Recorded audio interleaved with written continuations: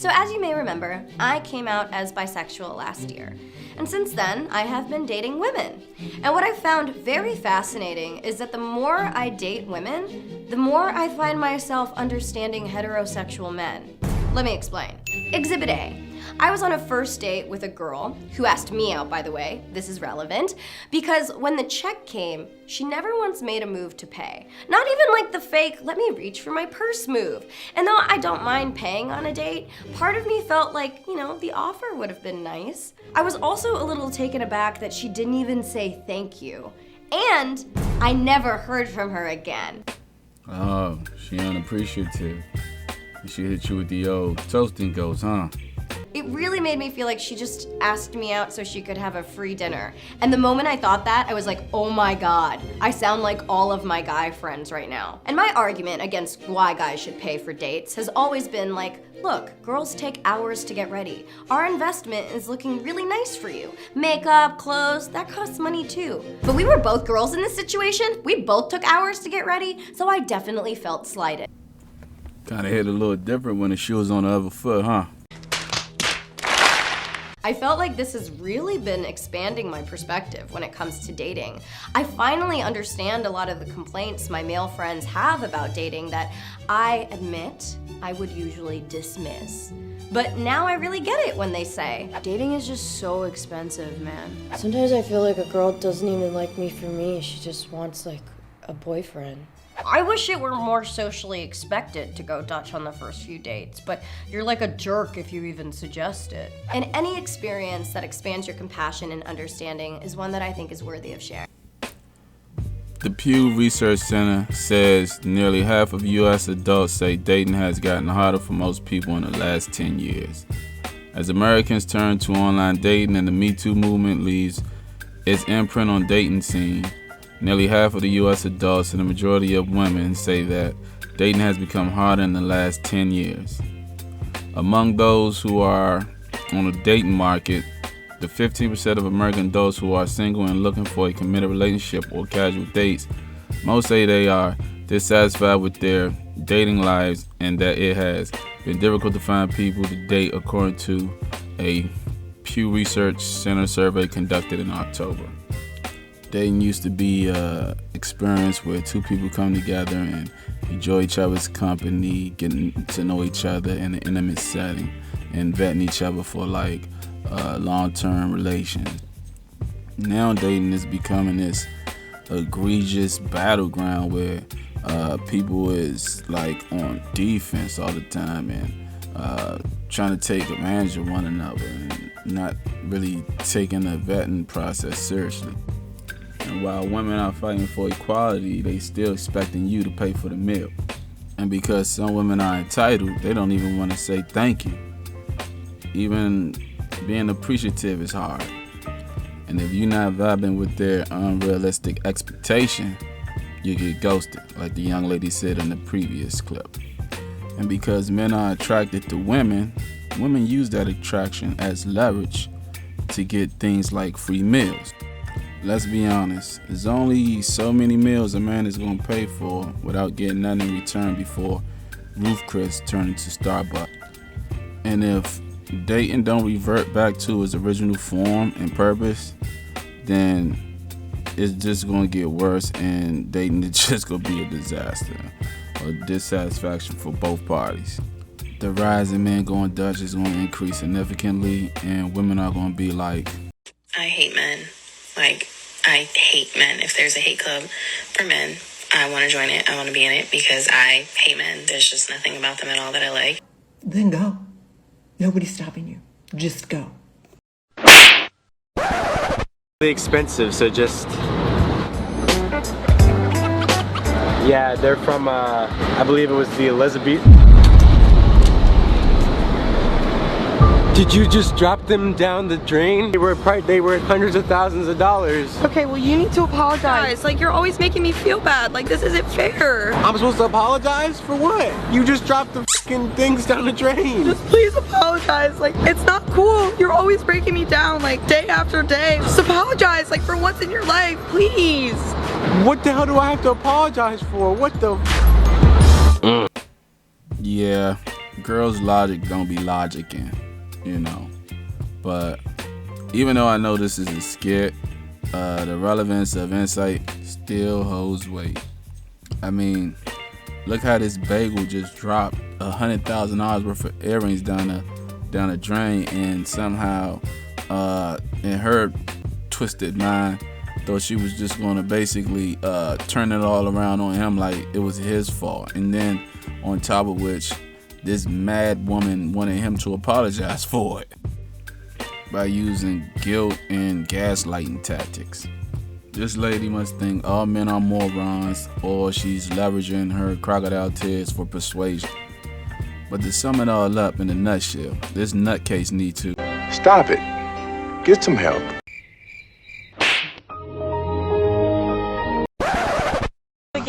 Oh, wait on. I'll just ask this guy. Excuse me, would you mind taking a photo of us? Yeah, no problem. Thank you. Okay, everybody say cheese. Oh, actually, I'm a vegan. Could you please have us say something else? Okay, everybody say tofu. Tofu is actually not as good for you as vegans think. Any CrossFitter will tell you that. It's bad for your testosterone levels. Okay, I'm sorry. How about we all just smile? Oh, if one more asshole asks me to smile. Not really an arsehole. Taking a photo for you, so... What's there to smile about anyway? Okay, would you like me to just count backwards from 3? Oh, would you like dyslexic people to just not exist? My cousin has dyslexia, so offended. Adopted. Don't even know who my cousins are, so more offended. How about this? We all put a word we're comfortable with in our heads, and I'll get the shot. No, it doesn't sound very inclusive, though, does it? I suppose you'd like us all to stand a few metres apart, would you, Stalin? Guess what? New plan, group selfie, ready, set, go, boom. And looks awesome. You're going to love it. Wait. Nice to meet you. Nah, man, that guy was a genius for real. But I like this skit because it kind of set the tone for the direction that we going into thanks to the woke culture. Yeah, and you know how it's just kind of like causing more confusion than it is clarity. And what's supposed to be drawing us together is actually having a totally opposite effect. Woke people, wake up. Roll the next clip.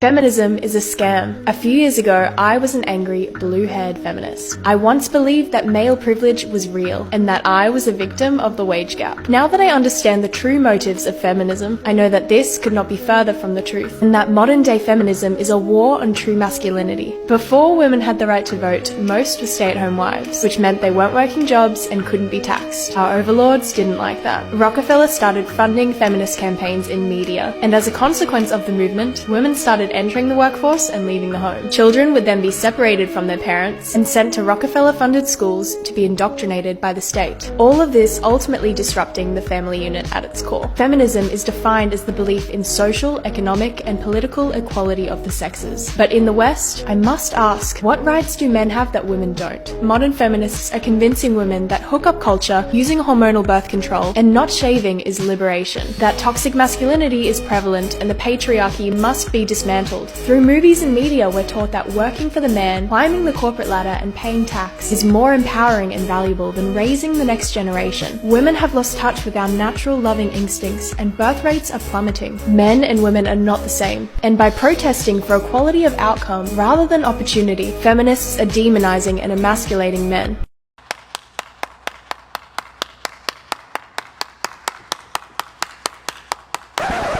Just want a bitch bent over, stand up on your toes. Enough is the fuck enough. Let this shit go already. It's annoying now. Bitches is doing more than bending over and touching their toes, okay? Hold up. Enough is the what enough? And let the what go already? And what's annoying? Man, you ain't had that same energy at the all-you-can-eat buffet. And when he said bend over, touch your toes, you took it personal like it applied to you. Like knowing doggone well you ain't seen your toes in years. Girl, cut it out. If it do not apply, don't reply. Roll the next clip. I don't know who else needs to hear this today, but height shaming and weight shaming are not the same thing at all. First of all, I don't want to play the struggle Olympics. Like, that's not what I'm here to do today. But yet you made the post.